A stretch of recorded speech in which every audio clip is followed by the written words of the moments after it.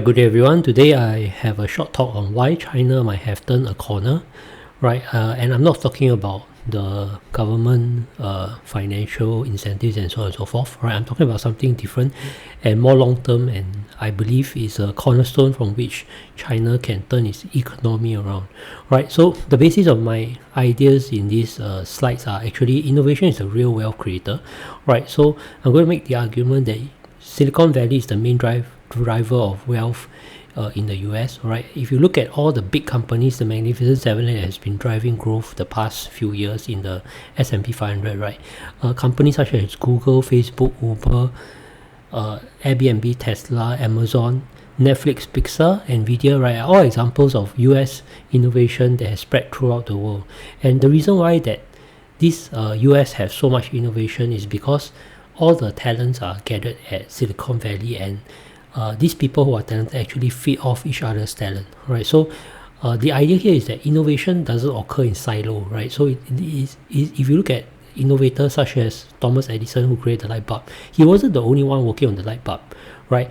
Other people were working on the light bulb also, and he had to compete with other people working on the same product, and that spurred innovation and caused him to help him to develop the light bulb during that period. So innovation basically in what I'm trying to discuss here, right, is not a work of an individual, but rather is the work of a collective group of people trying to push boundaries of technology, right? So here innovation and technology, right, when I talk about it, right, roughly refers to things that are at the forefront of technology, and there are new things that have not been tried before, and people are trying and failing and trying again, right? So they are basically iterating their products, and these iterations actually cause the products to get better and better, and that's the reason why things like Google, Facebook, right? So Google is algorithm, right? Their search algorithm was the best.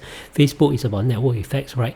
But they're also I mean, at some level, their algorithm was the best when they started, right? And somehow maybe they developed enough traction that at this point, maybe their mode doesn't lie in their algorithm anymore, because Facebook algorithm is not difficult to probably replicate, but their mode now lies in their network effects, right? Uber and Airbnb is also about that. I believe it's about network effects, right? So it's about getting enough people to get into their platform on both the demand and supply side, right? So the demand side are the users, the supply side are the people who are willing to offer their houses as well as their cars for rent, right? So Tesla is a case of pure innovation from the electric car space, right? Amazon, I mean, clearly I think they're innovative in their own way, although Amazon may be a bit more of a copy and paste, and they try to they have their own way of innovation. Okay, I think I won't go into it too much, right? Netflix, another example of innovation in the sense that they went from renting DVDs and finding a lot of problems with DVDs to saying, hey, why not we just pivot to streaming online, right? And they were one of the first few players, and clearly at this point the most successful at running this this model of business, right? So Pixar is the example of the movie world, right? And Nvidia, we don't have to talk too much. Everybody knows Nvidia's graphics cards are the best in the world, right? So all these are examples of US innovation that spread throughout the world, and I do believe this is the main driver of US wealth creation and why US as a stock market is so successful.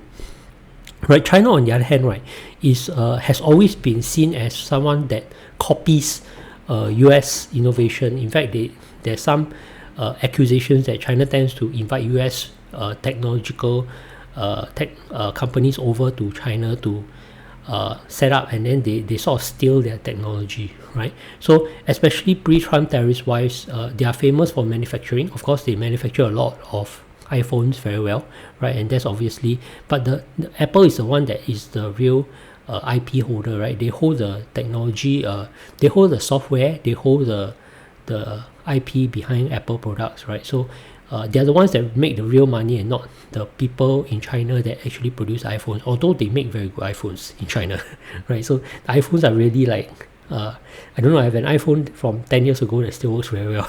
Yeah, so basically they're very good products, right? But China has never been at the forefront of innovation, especially the pre-Trump tariffs, right?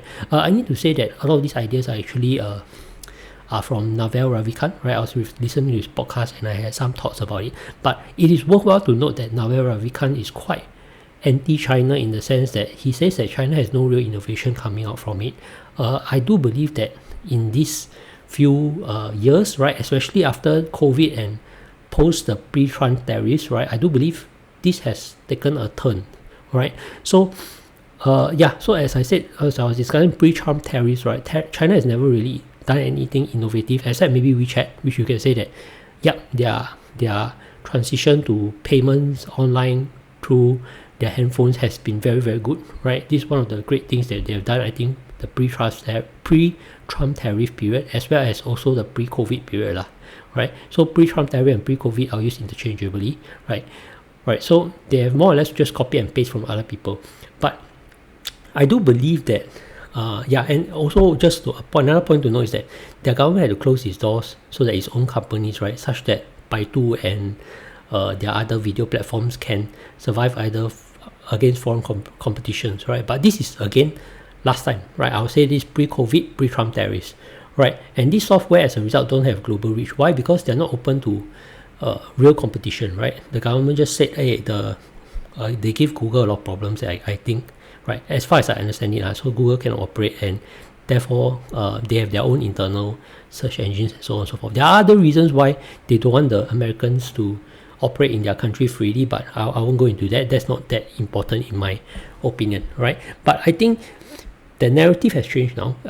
One of the benefits I think that the tariffs have is that China no longer can rely on copy and paste and inviting American companies over to their country to so-called steal their technology, right? So if you look now, China has to actually take a step up and do their own innovation. So they are forced to do their own innovation, right? So I think necessity is really the mother of all invention. So China finally realized they cannot get the technology otherwise.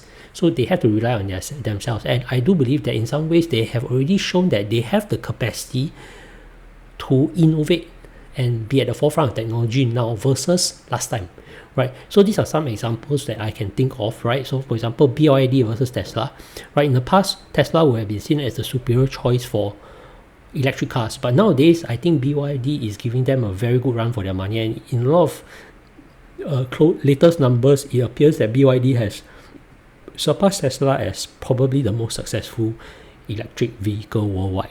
Right? Of course, you can say Tesla has political problems because Musk is, aligned to Trump, and maybe that's why Tesla sales have dropped, so on and so forth. But it's still back to the argument that at some point BYD is very competitive versus Tesla. In fact, they're so competitive that in Europe they are considering banning or putting tariffs on BYD cars. Right?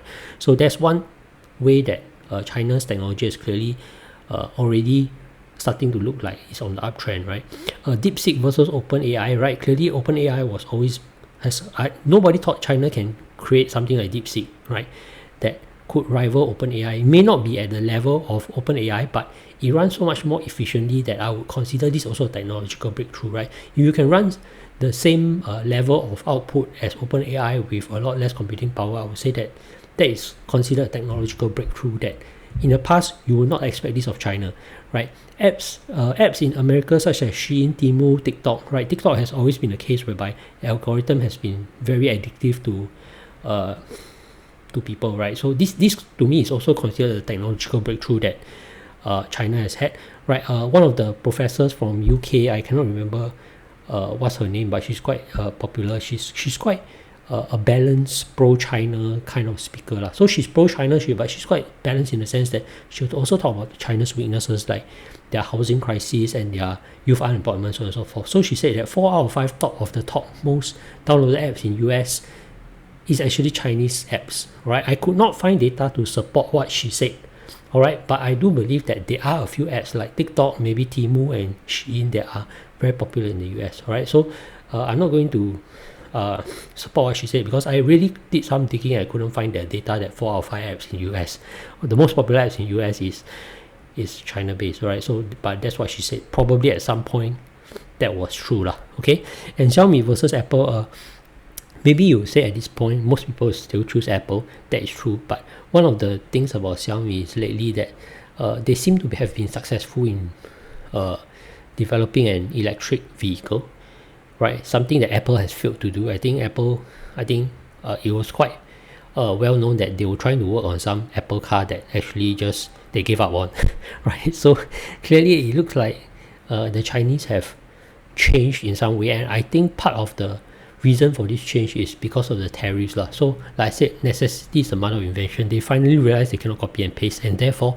it forced them to be innovative, right? And I think this could be a very big change in the Chinese ecosystem, because in the past they were always on the lower end of the value chain, right, in terms of production. But now if they can fight on the AI front, electric cars, even maybe one day maybe Xiaomi might be competitive with Apple in terms of their software or their ecosystem or their network effect as well, right? So if all these things start to happen, then I do see Chinese products being as pervasive around the world as US products are. And if that's the case, that means they are actually really competitive, right? They have done well at the technological forefront, and they can compete against the US, and this may bode well in the long run for the Chinese stock market. Alright, however, of course, some of my listeners did tell me about the issues with China, which I totally agree with, right? Collapsing population, this is a very big problem. It's not so simple to solve a collapsing population problem in China, right? So in the long run, right, if you talk about population demographics for China and US, clearly the US has better demographics.